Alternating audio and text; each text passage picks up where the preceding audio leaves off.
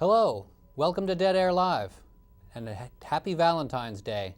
Today, we have a very special Dead Air Live for you, and here are the people who were involved in putting on the show, because that's what you're seeing superimposed over your screen. But you'll probably see those credits again later in the show. Anyway, the show is called Halloween of the Heart, and I know that that's kind of a risque title, but we kind of thought that was funny, and we wanted to focus on some of the funny things about some of the scary costumes that love can wear for a lot of us. Later on in the show, we'll be talking with an actual dating and relationship expert who will probably slap the silliness out of us and probably say some good things that'll make us think. So we have a great show for you today, and our first tape that we're going to show you is called Tell Us About Your Worst Date. Now, some of you watching the show will hopefully remember that we were out in Davis Square interviewing you all, and you were telling us about your worst date. And we sure had a fun time shooting it, so let's see it now.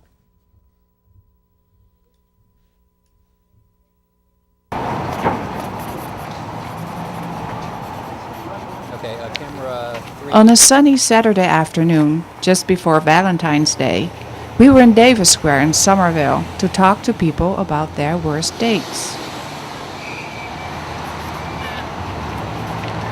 Okay. Hi, folks. Hey, I've given up on love. you ever had a date gone sour? My worst date was no date. I got stood up twice, and I'm close to giving up. This close. All right. So, but I have my dog, Yeah. and, you know, we can't really make love, but we do kiss. So, that's pretty romantic. Plus, we go for long walks, and we play Frisbee together. So, you know, I really can't complain all that much, but still does kind of stink. Maybe he thinks he went sour because we got married. Oh, but maybe there was somebody before, you know, who was all, you know, Mr. Wrong or Mrs. Wrong. What's your dog's name? My dog's name is Angel. Angel. Angel seems very nice. She is. She really is the love of my life, you know. I couldn't ask for somebody more loyal, more trustworthy, more beautiful. Oh, look, I have a phone call. I dated this guy once, and well, he was actually my boyfriend for a long time, which is really sad. Hello? Hello? Yeah? Are you the love of my life? But our first date, he asked me like where I wanted to go to dinner, and I was like, well, I don't really care. I'm a vegetarian, so I want to go to like somewhere where I can get some vegetarian food. And he brings me to a steakhouse. Will you be my Valentine? He said, you know I will. Wow. See? There you go. And then he made me watch him eat steak throughout the whole meal. I think that was my worst first date. But then he became your boyfriend, so... Yeah, he probably wasn't very smart. I was in high school. Oh. I gotta go. All right, let me call you back, Wayne. That's Wayne. All right, hi, He's Wayne. not really my lover, but he wishes he was. All right, so I was planning to propose to my wife on the weekend, and I had planned something really romantic, but I don't remember what happened, but I had to leave town, so I had to propose quick because the diamond that I had gotten for her had a month return date, and we wanted to be sure to be able to return it. We were going to see Dave Matthews, and I decided I don't want to propose for Dave Matthews, but it's my only choice to be romantic at all. So we were driving to the concert, and we got in a traffic jam, and we were stuck dead still, and I started to think, well, I don't want to leave the ring in the car because it might get broken into. So she said she was hungry while we were stuck in a traffic jam, and I pulled out the ring and gave it to her, and she was disappointed because she really was hungry, but she said yes, so it was a good end, and that's the story. We came back to my room, and she had been having a little bit to drink and to smoke, which is just a terrible combination. And she tried to, give me oral pleasure and threw up on my junk. The worst date was with a man who had recently separated from his ex-wife, and he spent the entire date telling me the history of their very unsatisfying sexual life. in great detail, and all of the efforts that he went to try and change that. And so it was actually, and at the end he was like, did I say too much? And yes, he had. I have not seen her since, happily. I made her pay for breakfast the next day. That is the advantage. If they throw up on you, you can totally get breakfast out of them. You probably want to ask this guy here, because I'm an old married man. I haven't had a date in a long time. I'm going to decline. Oh, no. Yeah, why would I want that on television? Well, I don't know. What's your worst date? What's my worst date? Yeah. My worst date was really just kind of like uncomfortable the whole time. Yet, I just persisted in doing the date, and it's like, obviously it was going nowhere, Yeah, but I didn't spill anything on anybody. That's it? That's it. That's the best you got? That's the best I got. It's like a horrible story. I know. So, yeah, I mean, but sorry. None for you? No, all my dates are fantastic. So, the coldest night of the year, many Januaries ago, I was on a date with a woman I barely knew.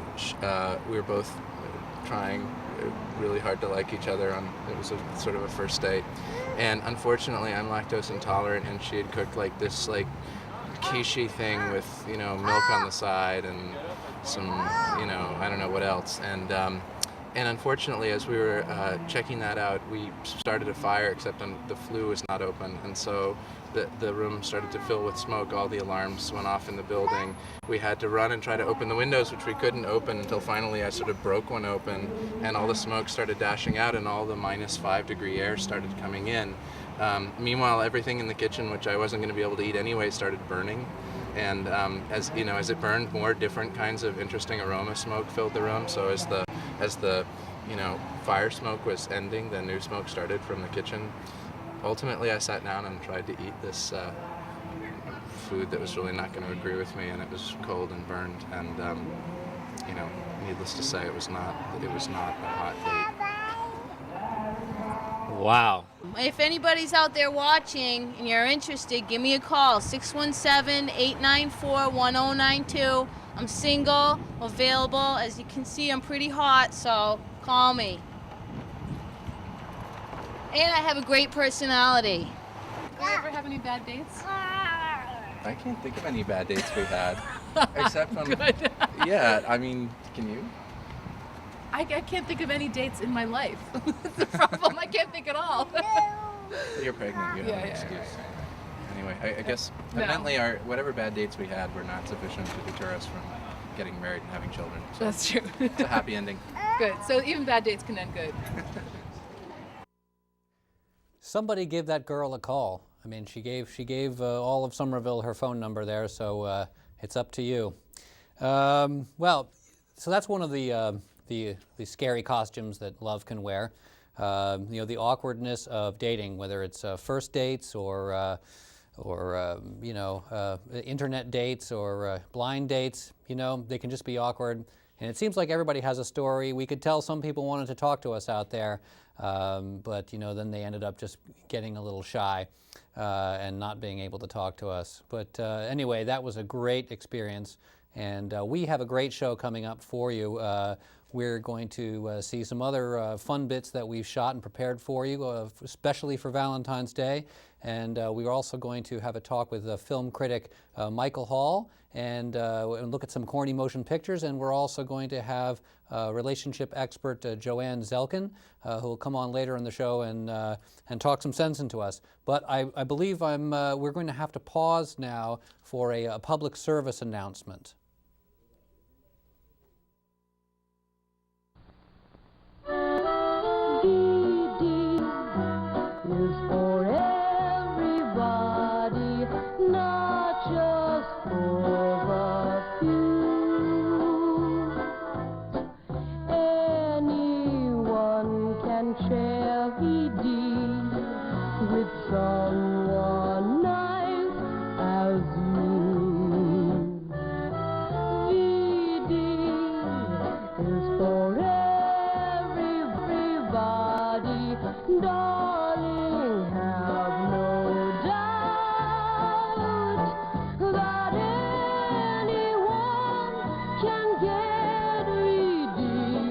That's what it's all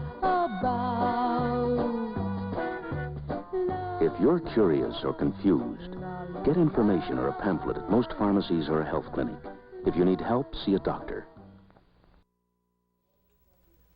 Thank you for watching that very important public service announcement. I'm sure that entertained and enlightened you all. So now we come to the very scariest costume that love can wear on our program, and that is the issue of stalkers. Now, you know, when we discussed this idea with the Every Other Tuesday players, we realized that stalking, you know, is a kind of a very unfunny thing. But there's something kind of ludicrous about stalkers and their behavior and their secretiveness and their obsession that just can't be fulfilled. And you know, the more they become obsessed, the more their object of their desire wants to walk away. So with that preface, we give you this very funny bit, Stalker Valentines.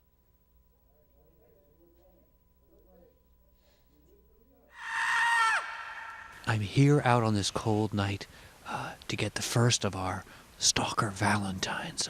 This gentleman here, Bobby, has kindly consented to deliver his anonymous Valentine to us.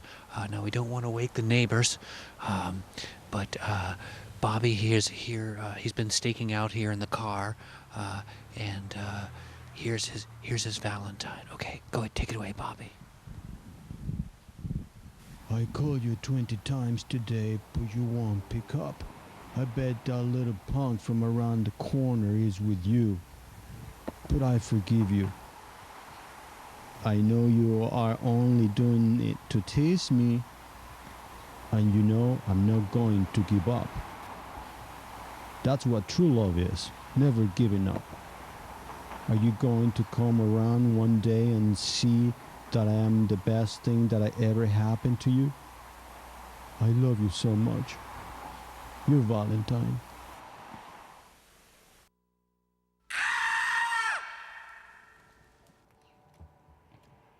Hi, I'm coming from Dead Air Live in Somerville, Massachusetts, and we have another stalker. And you know how it goes. The stalker wants to remain anonymous. I knew you loved me when you tried not to smile as you were telling me how to get to the computer book section. Now, I wake up every morning with the thrill of seeing you again at the bookstore. You are beautiful and caring.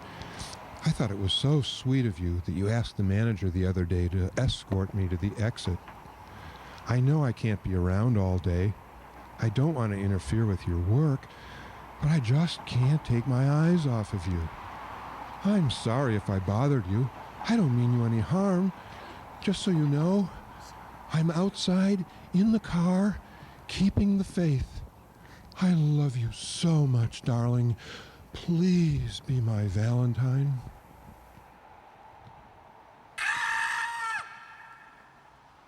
Well, all right, we're here outside of yet another Somerville location, interviewing another stalker who's wanted to come forward at least enough to leave a Valentine for his sweetie.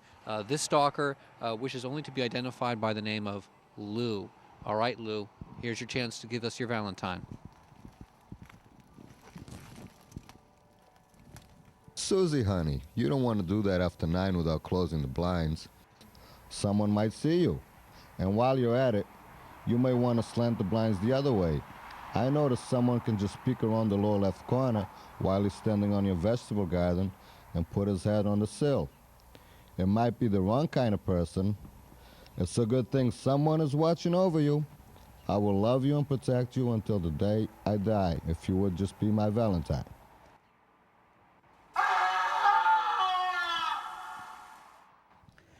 We're here at the home of yet another Valentine stalker who has agreed to talk to us about their secret Valentine wishes. And again, this stalker would like to remain anonymous, but she's prepared to send her Valentine wishes.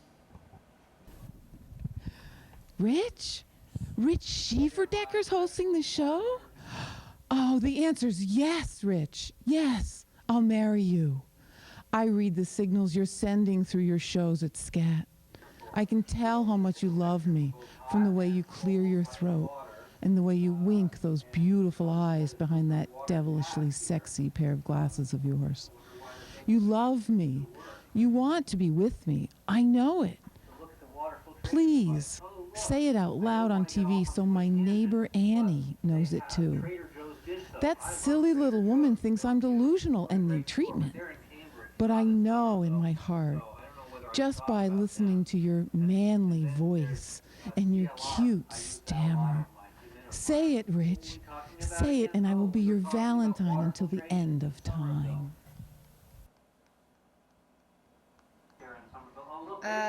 Rich, back to you in the studio.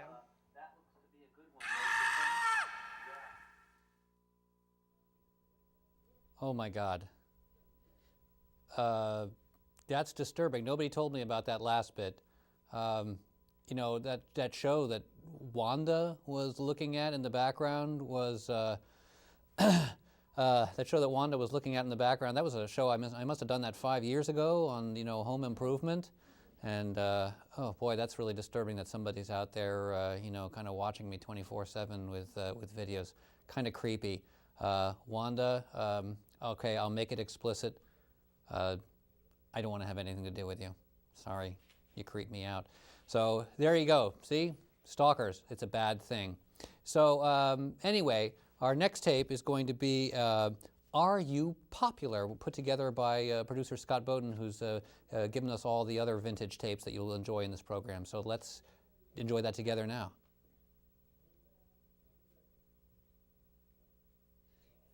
Oh, I guess maybe I should keep going. They haven't quite found Are You Popular yet, but I'm sure they'll find it eventually. So anyway, we're slowly working our way through the costumes, the scary costumes that Halloween at the Heart, Valentine's Day can wear. I'm actually now, I'm told now, I'm hearing in my ear that the tape is cued. So let's see, Are You Popular?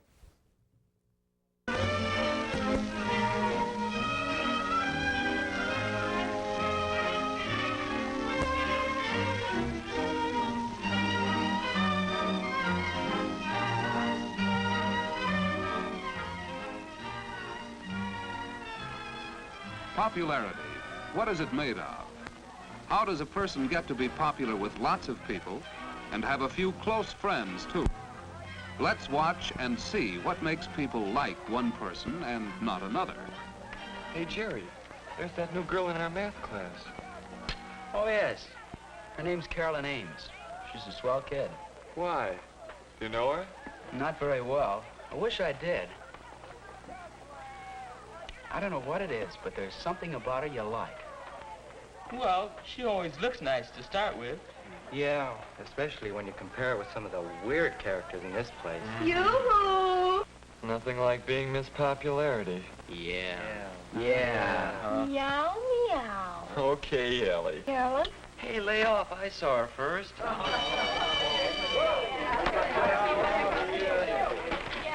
He has thought about what Carolyn might like, and he has implied his price range, so she will have some idea of what he can afford when she makes her choice. Carolyn likes it better this way, too. It's doing the girl no favor to leave it entirely up to her. It puts her on a spot. Thanks. Carolyn and her mother have found one way a girl can repay a boy for entertaining her. A bite to eat at her house will save him money. Perhaps they'll bring another couple home with them. That would be fun. Bye. Bye. Goodbye. Goodbye. Home, parents, and personality all help boys and girls to be popular. So, boys and girls, after you return home from your date, your father and your mother will be waiting for you, reading the newspaper. That won't be fun. We're now going to move to a lighter disguise, that scary costume that love can wear, and that is the disguise of corniness.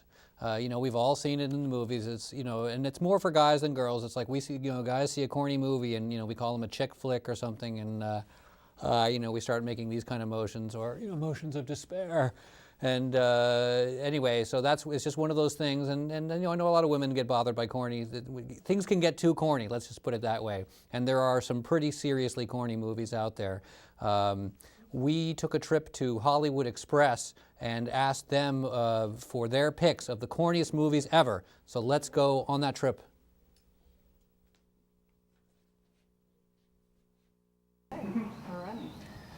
Well, here at Dead Air Live, we've traveled the world over to bring you the world's corniest films. Well, actually, we've traveled to Davis Square once again, and we're at Hollywood Express, which is convenient for us to have here in Somerville. And I'm talking here with Ben, here at Hollywood Express. How you doing? I'm sorry, Ben is a manager here at Hollywood Express, and he has made his own selection for us of some of the corniest films that he can think of. And Ben, how long have you been into films? Pretty much all my life, I guess. And I've been working here for probably about 2 years now. But I've always been into movies. Been obsessed with them, basically, since I was a kid. Okay, so you would know. Hopefully, yeah. I would say I know more than the average person. Okay, so we have an expert. Now, Ben, what standards did you use to select the corniest films that you've put out here on the counter for us today? Well, a lot of them are, you know, sort of the stereotypical romantic comedy actor is what I went for, I think. A lot of stuff with, you know, Meg Ryan, Rupert Everett, Tom Cruise, you know, some of the standards, the classics. When we talked about this, we said anything with Meg Ryan. Yeah, exactly. I mean, she just churns them out, you know, every year. You can always count on her for a bad movie. So. Maybe the Queen of Corn? She's definitely up there, high on the running, so. Sam, tell me what was so special about your wife. Well, how long is your program? Oh, well, it was a million tiny little things, and when you added them all up, it just meant that we were supposed to be together, that's all. And I knew it. I knew it the very first time I touched her. It's like coming home. What makes Hollywood Express, you know, the real deal over other video stores? I would say selection. We have quite a bit more foreign and independent movies than a lot of the, you know, larger video stores around, and we just have a better staff, I would say.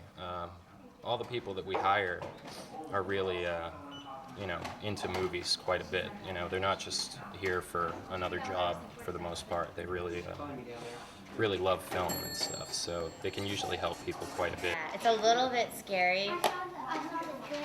It's a little bit scary, but it's so good. All right, so I think we can all agree Jerry Maguire should definitely be on the list, and I would say Pretty in Pink, absolutely. That's definitely one of my picks. You told me you couldn't believe in somebody who didn't believe in you. I believed in you. Always believed in you. You just didn't believe in me.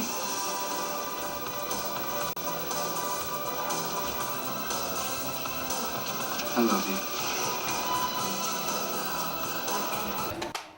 Maybe Sleepless. Oh, Sleepless in Seattle, we gotta have. No, I know that sometimes that raises. Yeah, that's right. Sometimes the women disagree with that call.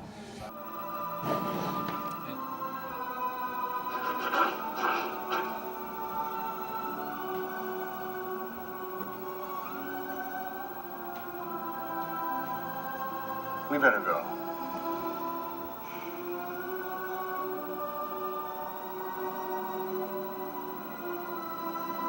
Shall we?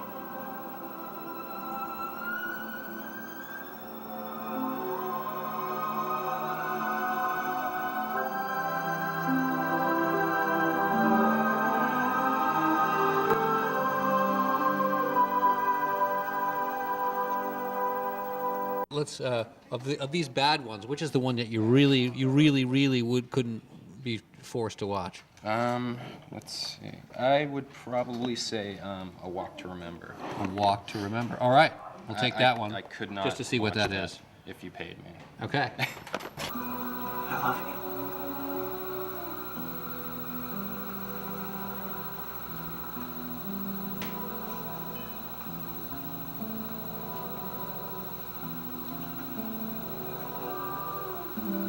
Now would be the time to say something.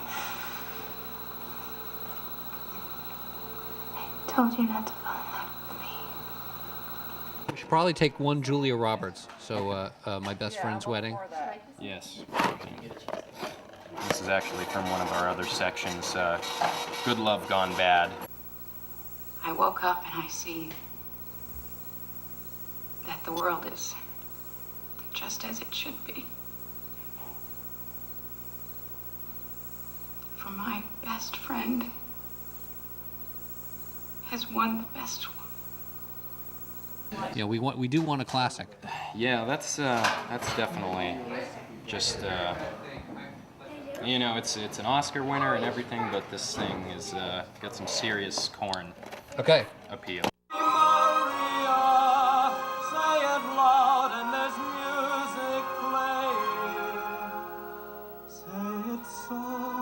And it's almost like rain. Maria, I'll never stop saying Maria. North by Northwest, he sees that. Okay, go ahead. Hello, welcome back to Dead Air Live. I'm chatting here with Dead Air Live film critic Mike Hall as we now assess the truly most corny movies that we can think of. We'll give those awards. Mike, how are you doing? Very good, Rich. Thank you for having me today. It's our pleasure.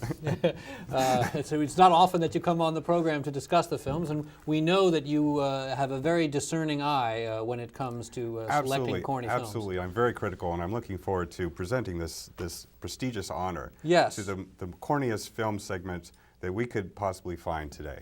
Right, that would be the Black Rose. Do you want to hold it? The Black Rose, I will hold it. Oh. Can we zoom in on this? Yeah, there we go. Camera 2 has got it. This is a very special thing. Yes, the wide. Thank you very much. Okay. That's the Black Rose. So, we'll be awarding that to what we deem as the very corniest film of all. What the heck is that? Do you have any idea who that is? It seems to be. What is a heart? It is a heart. Oh, well, that's that's the alien. Oh, Hello, yes, alien. Of course, right. Alien, we're trying to do a show here, you're not and get a date that way. We've really, we're kind of low on time. Could you just please? We'll talk to you in just a bit. The first clip that we want to assess, Mike, is really just a very short one. Right. Co-producer Charlotte Govart asked us to please put this scene on because of the wooden and somewhat over-the-top acting of Keanu Reeves. So well, very good. Let's take a look at that, shall we? Let's examine Devil's Advocate.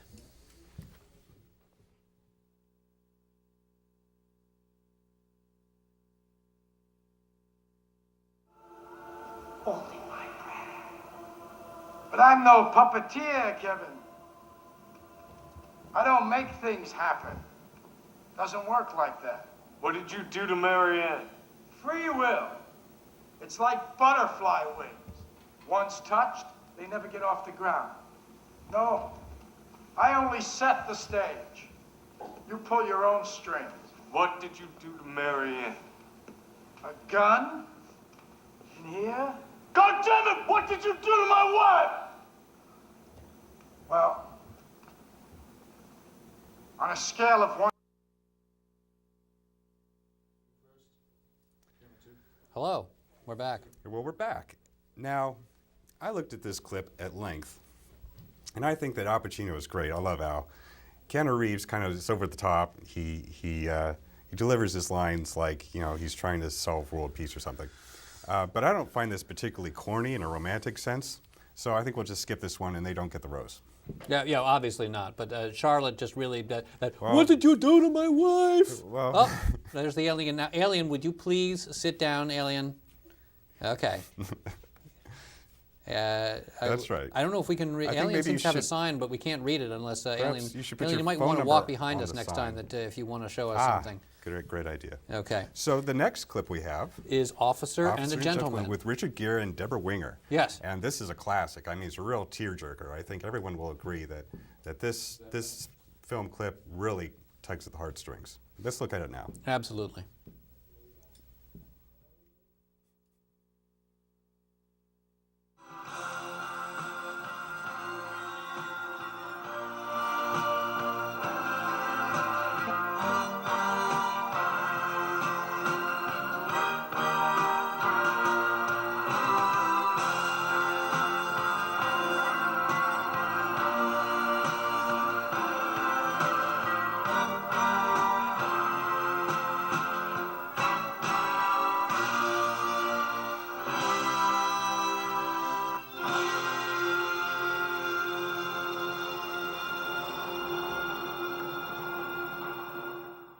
Isn't that incredible? I mean, I'm just so overcome. And the way she puts his hat on her head, I mean, that's so romantic. And, uplifting. Well, I have to say, actually, that I didn't see this scene until after I saw the Simpsons episode in which Homer picks up Marge and walks out of the factory. That was almost as touching, but this, I think, is really genuine filmmaking. This is something that, you know, all filmmakers aspire to, in that you don't really need to see the rest of the movie. In fact, I didn't see this movie at all. I just saw that one scene, and I'm really overcome by it. Really? And I think that's all I can say. Okay, so I mean, this really is not, it's not unwatchable, Corn. It's Oh, like, absolutely. No, I could see this over and over again. I think, you know, it's not necessary to know anything about character or plot or anything of the kind. It's just the end scene. It's like, you always like fast forward to the good parts, right? That's what I always do in movies. Yeah. And for this movie, that one scene, it does it every time. Love lifts us up where we belong. So let's look at the next one. Jerry Maguire? Yes. Okay. I also haven't seen this film, so I'm not biased by you know, anything like plot elements or anything like that. But this is a scene between Tom Cruise and Renee Zellweger. Yes. And I think most of our viewers will recognize this. Okay, well, let's watch the clip. Let's see if we can cue Yes. that up.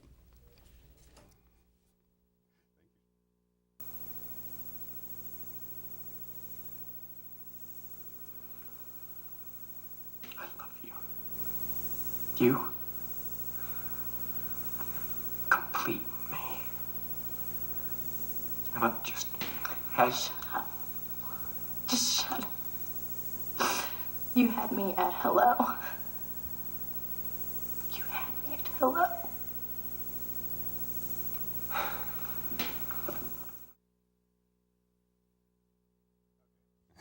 You had me at hello. These two people are the most... You had me at hello. These two people are the most desperate people I've ever seen, okay? You had me at hello. Oh, come on. I mean, and what's this business of, like, right at the end of the scene, Tom Cruise just smiles and walks away? I think he likes the answer. He didn't really mean what he was saying, but still. Oh, he doesn't walk away. I think he gives her a hug.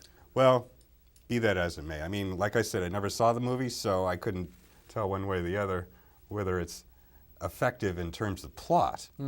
But as a corny movie moment, it really makes it, I think. Tom Cruise in this case, he says that Renee Zellweger completes him. Okay, now that is the most profound statement that one lover can say to another. I mean, to complete somebody is like the aspiration, I think, of all lovers. And because of that, this clip really does it for me. But I think we have one more we should look at. Yes. And to complete the list of this cavalcade. For lack of a better word. For lack of a better word. of rare, corny film moments, and that's Love Story. The classic. The classic. Oh, yes. We always come back to Love Story. Good pick. Ali MacGraw and Ryan O'Neal. And I won't tell you the end because, well, she dies, but it's really sad. So why don't we see that clip and we'll talk about that one. I'm already sensing a winner, but let's look. Thank you.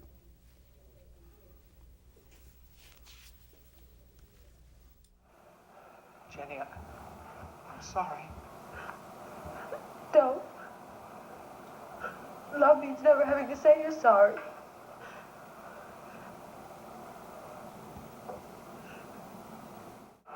Why didn't you tell me? I made a couple of calls, and as soon as I found out, I jumped right in the car. Oliver, I want to help.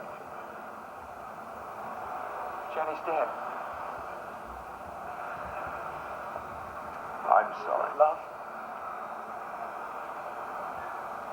love means never having to say you're sorry.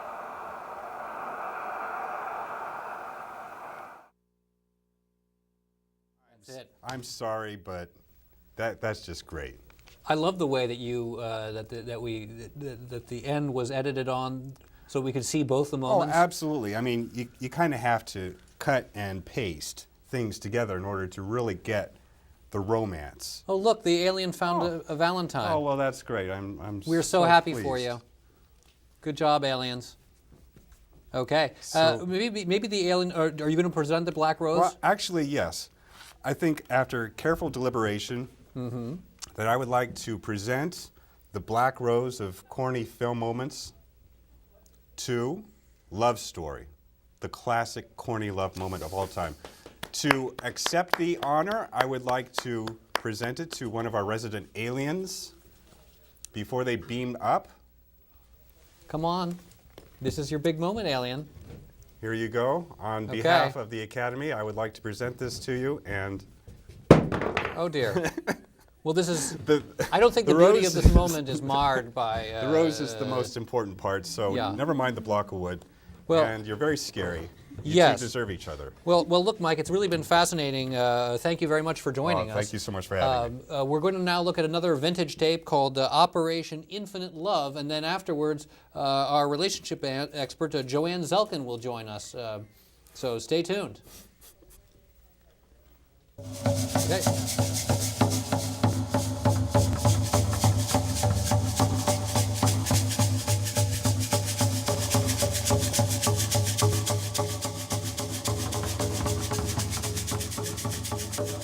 Okay.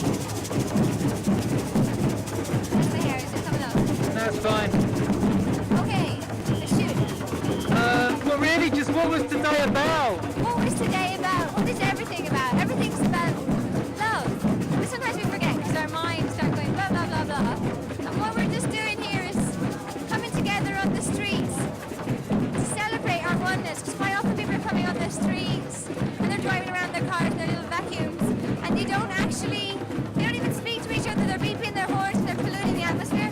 But here, or else they're going out on a demonstration to completely moan about the fact that there's so many problems in the world and there are so many injustices and there are so many things that actually do divide us as a human race. But there is a lot that unites us as a main race.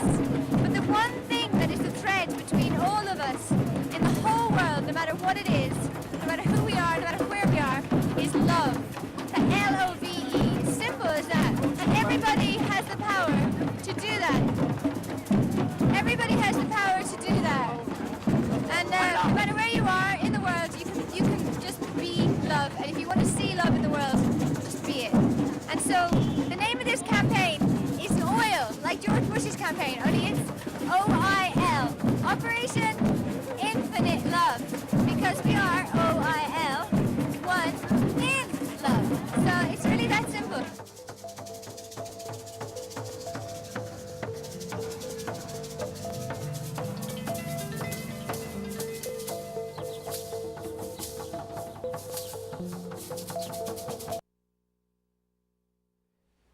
We are back, and we are back with Joanne Zelkin. Yep. Am I saying that properly? Thank you. Now, Joanne, you are a psychotherapist. Right. And we met Joanne. Joanne was introduced to us through Great Expectations and via Joanne Laricchia. So we thank Joanne Laricchia and Great Expectations for bringing you to us. Yes, I'm glad to be here. Ah, thank you. And welcome to the program. Thank what, you. Can you tell me a little bit about what you do? Okay. Should I be serious or should I be jovial? Because the whole However mood you here, feel. However you it's feel, fun. Joanne. It's very fun around here. Oh, good. I've been in private practice for over 20 years, and I work with people, different types of modalities, but basically people who are struggling with relationships. Most of the people I see are a bit older, have been spending their lives working on their careers. What does that mean, a bit older? I'm just curious. Yeah, that's a good question. Probably 35 and over. Okay. So there are people who have spent their lives working on careers, and then they come to me and they want to be married and have children, Right. and they don't know where to begin. So that's where I tend to come in. But I work with all ages. Right. But that seems to be the bulk of my work these days.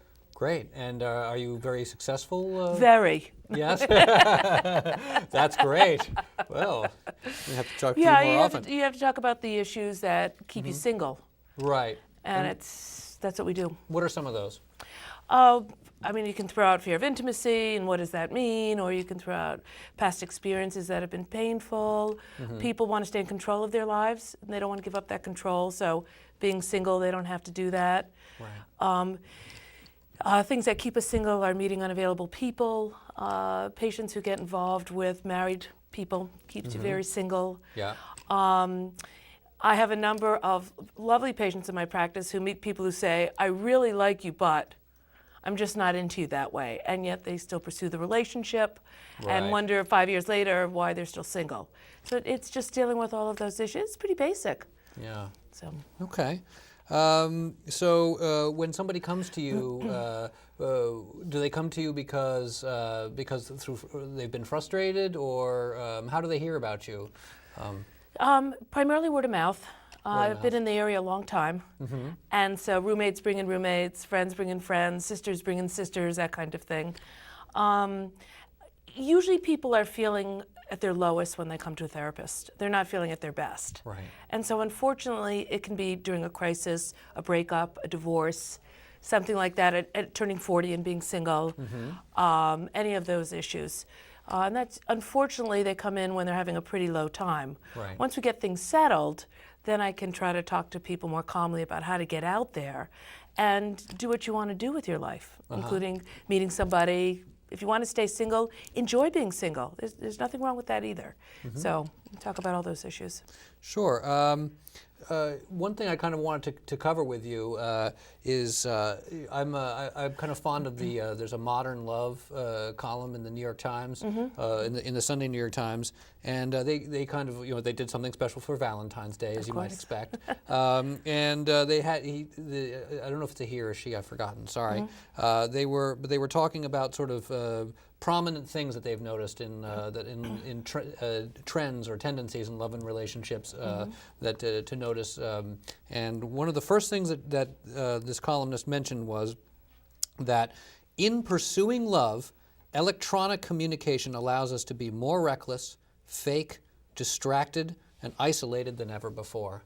So, and then they went on to sort of talk about electronics and the advent of the internet and Blackberries and everything has caused this whole explosion of people getting online and doing cyber dating and what do you think that's done? What do you think that's done to dating and relationships? What's your view? You can actually meet somebody, get married, have children, and get divorced, and never have met the person all on these dating sites. I mean, it's amazing. I think there's positives and negatives. The positives being, if you don't hang out in bars and you don't date people at work, where are you going to meet people? Right. And so dating services, introduction services, Match.com, things like that on the internet, I think are great when they're done properly. And you get back what you put in. The last 5 or 6 marriages I've been to, weddings I've been to, have all been through Match.com. Right. So yeah, it's more and more popular. But on the other hand, so it does work. Yes, but you're going to bring your problems into the dating situation. So you're going to pick people who are unavailable on the internet if that's what you're doing in real life.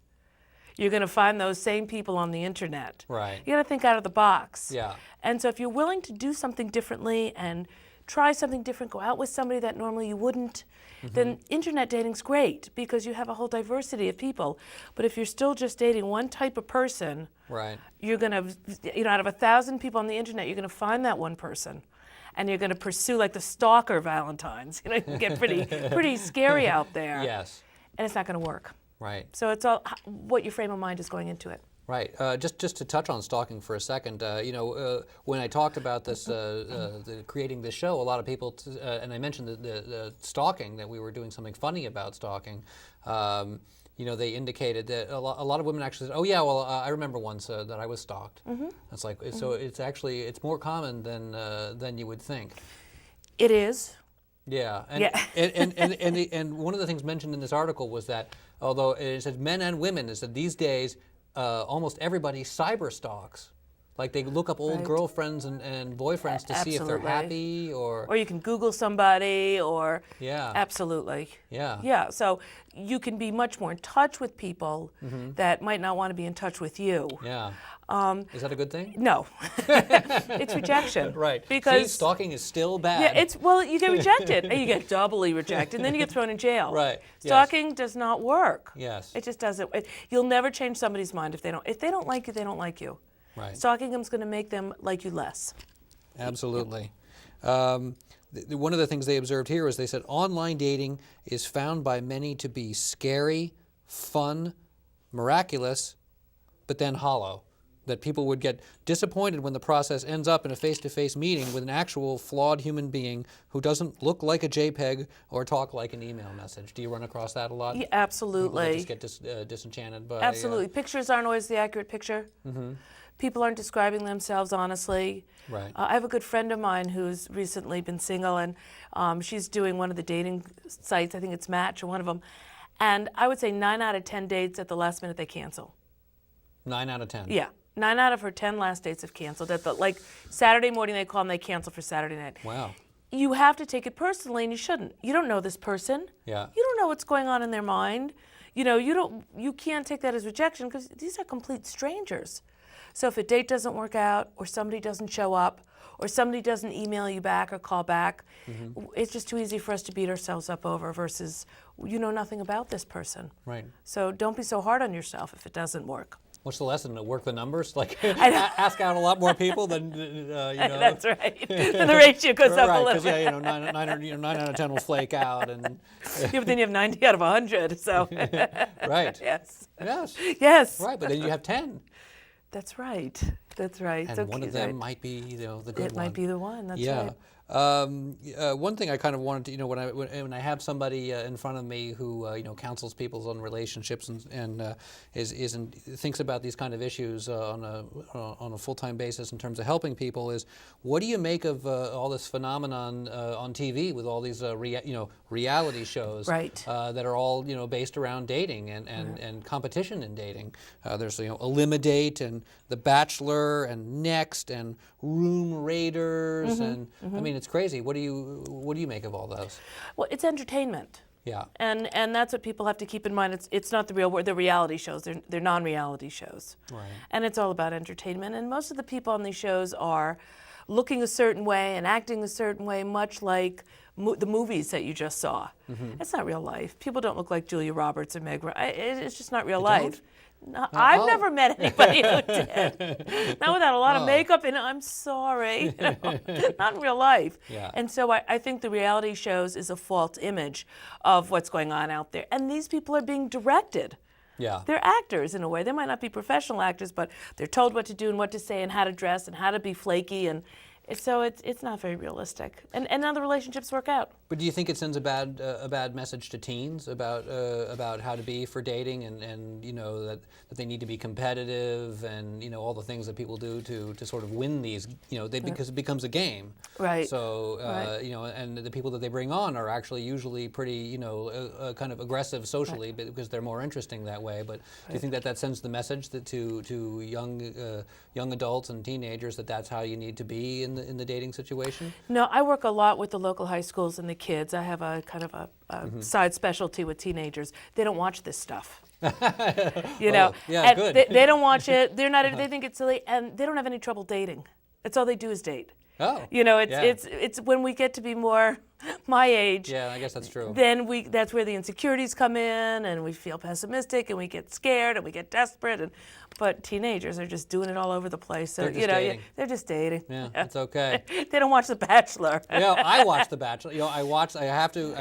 I admit Somerville. I watched That's The very Bachelor. sad, I've watched The Bachelor a couple of times. I'm grimly fascinated. It seems with every increasing episode that it becomes more unreal. I think you should come see me in my office. I think these people are lying to themselves. Yes. Yes. And it's kind of weird. It's like at first when you watch it, they sort of seem to have their head on straight and be aware that it's a game. But then as they increasingly come down to the wire, and it's like they're kind of buying into the thing. It's like, well, this is a person I could be with for a long time. Like Right. it seems like they actually sort of believe Right. it. Oh, I've fallen in love with somebody after 3 shows. That's not what love is all about. Yeah, I don't think so. No. But it's kind of it's very strange, and it doesn't seem completely made up to me on the part of the people. Like there seems to be some sort of level of unreality that I don't think that, I don't believe that they're all completely acting, and I just think I find it kind of weird. I think we were that talking some of them are desperate enough to Yeah. be on this. Yes, Yeah. exactly. And we were talking about it's kind of like watching a train wreck. Yes. Yeah. But you keep watching it. Yeah. Yeah, It's I like, know. yes. And if you notice how beautiful all the people are on these shows, again, you know, they're just really attractive people, and we don't all. I don't look like that, so I'm assuming. Yeah. Not everybody looks like. I don't know women who look like that or men who look like that. So. Yeah. Yeah. Yes. I think there's definitely a looks thing that's being done there about the casting. Yes. Yeah. Yeah. Great. Well, let's talk a little bit about now. Do you refer people to Great Expectations because you know they're I found you through them. Right. we got put together by Great I Expectations. know. How do you like that? Yeah. I've have referred patients to Great Expectations for years. Mhm. It's near my office, so I just say, hey, right down the street. But I also know the people there, and it's just a great organization. I like their attitude. It's fun. It's I've had a handful of patients get married through GE. So I feel very indebted to the program because they've helped my patients out. I've gone there and done some talking as well. And so it's been a really nice relationship. Mm-hmm. What do you talk about? What do you mean by that? I tend to run groups on starting to date again when you've been out, either been married or widowed or haven't been out there for a long time. How to get started again? How to get out there? Okay. For people who are single and don't want to be, how not to stay single. So it's for the members of GE. So I've gone in and done various groups and trying to help people. Think out of the box, just giving clues about what it just basically what works and what doesn't work out there. What are some of the things you say to these people in your talks? You have to figure out if you really want to be with somebody. And it's easy to say, yes, I just want to be married, I just want to have babies. Right. When it really comes down to it, if you're not behaving in any way that you are trying to get that into your life, chances are you're very ambivalent about it. You need to be in touch with that. Right. Another really important thing is, again, thinking out of the box, dating somebody who's different. Instead of, I'll only go out with somebody who looks a certain way. Yes. A certain age, a certain height, a certain financial status. It's just crazy, because you're letting some great people go by. So, working on ideas like that. What do you urge them to do to break out of their box? Just try something different. In other words, if somebody's emailing you on an internet dating site or somebody picks you in an introduction service and you look at them and say, oh, it's not my type. But they seem nice and you talk to them on the phone and they're lovely. Yeah. Go out and always have a second date. That's kind of a golden rule. Always have a second Always date. have, if it's pleasant. I mean, if it's You hear that? unpleasant. Always have a second date. If it's unpleasant, don't do it. Yeah. But if it's a pleasant date and, so many times you come in, oh, the chemistry's not there, I'm just not that attracted, or I can't see being with that person physically. Right. Try it again. Try a second date, try a third date. There's a lot more to mating than physical attraction. That's only the first part of it. Okay.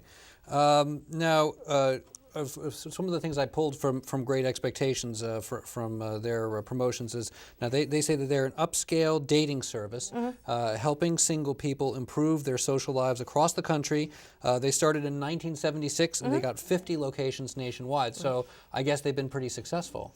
Yeah, I don't. Yeah, if that's great. I don't work for them, so I'm not that familiar. Well, right, but you do refer people I do to refer them. people to them, absolutely. Right. Yes. So you find that their process works. If you make it work, you have to make you're going to get out what you put in. So if you go in and you're open-minded and you're optimistic and you're not too bitter and you've worked out the conflict and you're really ready, geez, a great place to start, absolutely. Do you find that when people come to you a lot that they are still bitter about something, or do you? Sure. Yeah, and how do you encourage them to get over that? You can't move on if you're going to stay. Take long walks on the beach, or that too. Yeah. You can't move on if you're going to stay bitter, and so if you're going to be focused on this one negative, bad relationship or bad marriage or whatever, then you're never going to move on. At some point, you just have to. You don't have to forget it, but just put it aside. Right. Move it aside and not think that the next one's going to be like that. But we're all feel bitter, regrets, or disappointment or sadness. But if that's all you're feeling, you're not going to want to hook up with anybody else. Right. Now, did you find somebody this way through a service? Well, no, I was doing a talk at GE, Uh-huh. and one of the members came, and I had just gotten divorced a few years back, and had really been out of the dating scene, and hadn't really done much dating at all. Right. And was going to GE, and one of the members came up to me and said, you know, I really liked what you had to say, and I really, you know, and I looked at him and I said, oh God, he's so not my type, you know. But, and he said, will you have dinner with me tomorrow night? And I said, sure. And we've been together ever since. It's been wonderful. Great. So yeah. Was this transference in any way? Like, you know, did you say, no, I can't, I don't know if I'm allowed to date with you because I was this person giving the talk. I was trying to get out of it a little bit, but I think it's really, really cute though. So I'm gonna, you know, I'm gonna go for it. But definitely not my type. Nobody I've ever. If he came up to me on the street and I didn't know him, I'd probably say no. Yeah. But I had just Interesting. spent 2 hours talking about thinking out of the box, and I like to practice what I preach. So yeah. I went for it. It's been great. What's the difference between Great Expectations and, say, you know, eHarmony or an internet dating? I mean, just very briefly, we only have about a minute left. Places like GE and introduction services, there are a bunch of them out there. You can see a videotape of somebody. There's credibility. There's they do some background research. So if somebody says they're not married, you can guess they're not married. On the internet, people can say whatever they want, and there's no accountability. And people can say they're not married when they are. They can say they want to be married when they don't. Yes. That kind of thing. Right. So you're going to pay more at an introduction service. Right. Definitely. But you're going to have more credibility with it, in my opinion. Okay. Well, thanks very much for coming on the program. You. It's great to be a here. pleasure meeting you, and I'd like to thank Ann Nystrom also for setting us up from the Great Expectations, and once again, the inimitable Jojo Loriccia. And thank you very much for watching our Valentine's Day show, Halloween at the Heart, on Dead Air Live. See you in 2 weeks. I still want your loving, I still need your loving, but I can't live a life of loving in vain. Last night I heard you a talking, walking with another. Overheard you tell her our love don't mean a thing. But as I walked away, dear, my heart broke down inside me, and I still want your loving, and I still need your loving, but I can't live a life of loving in vain.